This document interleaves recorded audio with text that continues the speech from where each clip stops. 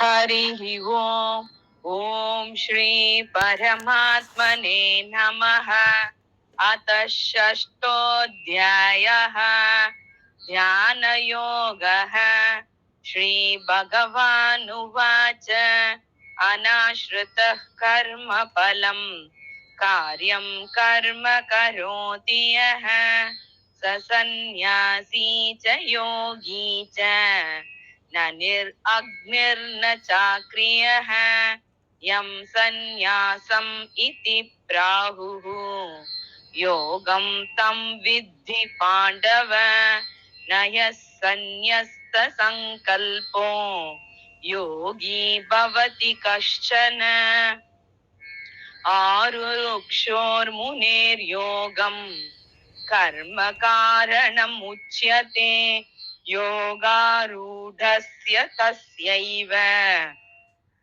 शमः कारणम् उच्यते यदा हीनेन्द्रियार्थेषु न कर्मस्वनुषज्जते सर्वसङ्कल्पसन्न्यासी योगारूढस्तदोच्यते उद्धरेदात्मनात्मानम् नात्मानम् अवसादयेत् आत्मैव ह्यात्मनो बन्धुः आत्मैव रिपुरात्मनः बन्धुरात्मात्मनस्तस्य येनात्मैवात्मना जितः अनात्मनस्तु शत्रुत्वे वर्तेतात्मैव शत्रुवत् जितात्मनः प्रशान्तस्य परमात्मा समाहितः शीतोष्णः सुखदुःखेषु तथा मानापमानयोः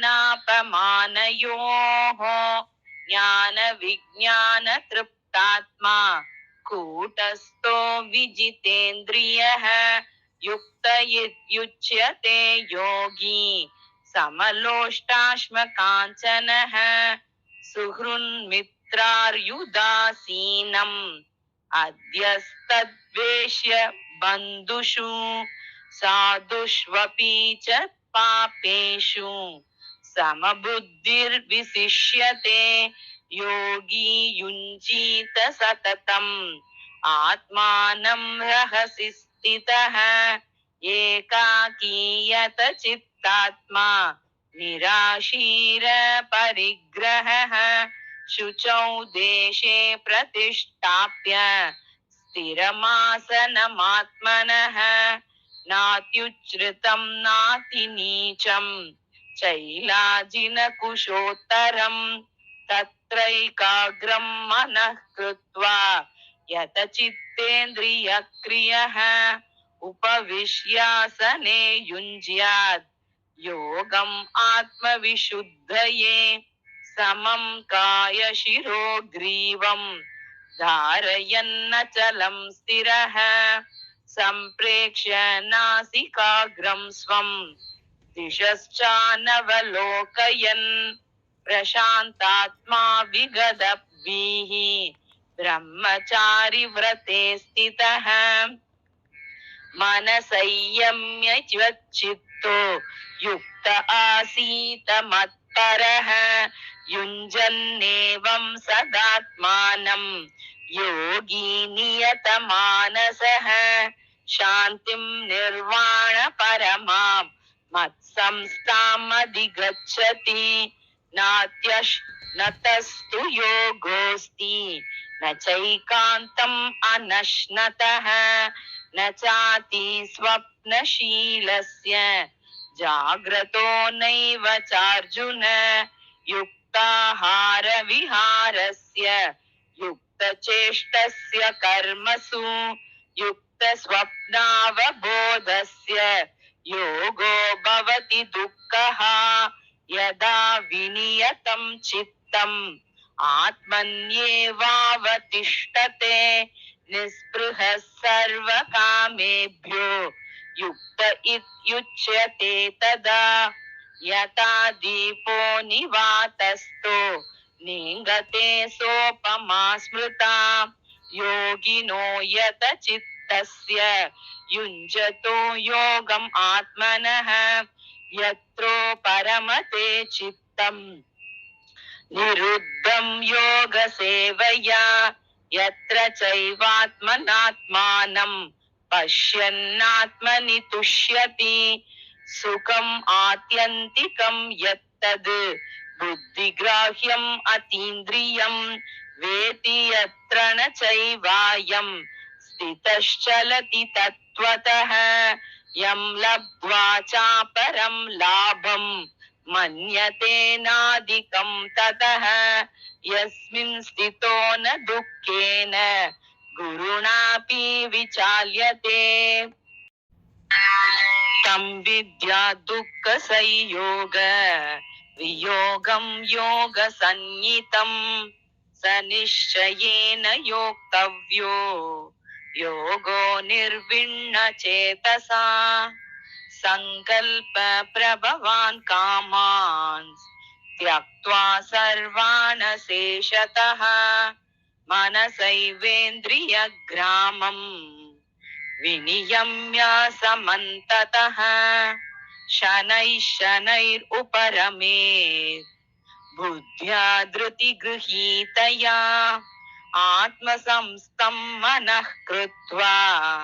न किञ्चित् अपि चिन्तयेत् यतो यतो निश्चरति मनश्चञ्चलम् अस्थिरम् ततस्ततो नियम्यैतत् आत्मन्येव वशं नयेत् प्रशान्तमनसं ह्येनं योगिनं सुखम् उत्तमम् उपैति शान्तरजसं ब्रह्मभूतम् अकल्मषम् युञ्जन्नेवं सदात्मानं योगी विगतकल्मषः सुखेन ब्रह्म संस्पर्शम् अत्यन्तं सुखम् अश्नुते सर्वभूतस्त्वमात्मानं सर्वभूतानि चात्मनि ईक्षते योगयुक्तात्मा सर्वत्र समदर्शनः यो मां पश्यति सर्वत्र सर्वं च मयि पश्यति तस्याहं न प्रणश्यामि स च मे न प्रणश्यति सर्वभूतस्थितं यो मां भजत् एकत्वम् आस्थितः सर्वथा वर्तमानोऽपि स योगी मयि वर्तते आत्मौपम्येन सर्वत्र समं पश्यति योऽर्जुन सुखं वा यदि वा दुःखं स योगी परमो मतः अर्जुन उवाच योऽयं योगस्त्वया प्रोक्तः साम्येन मधुसूदन एतस्याहं न पश्यामि चञ्चलत्वात् स्थितिं स्थिरां चञ्चलं हि मनः कृष्ण प्रमाति बलवदृढम् तस्याहं निग्रहं मन्ये वायोरिव सुदुष्करम् श्रीभगवानुवाच असंशयं महाबाहो मनो दुर्निग्रहं चलम् अभ्यासेन तु कौन्तेय वैराग्येन च गृह्यते असंयतात्मना योगो दुष्प्राप इति मे मतिः वश्यात्मना तु यतता शक्यो वाप्तुम् उपायतः अर्जुन उवाच अयति श्रद्धयोपेतो योगाच्चलितमानसः अप्राप्य योगसंसिद्धिम् कां गतिं कृष्ण गच्छति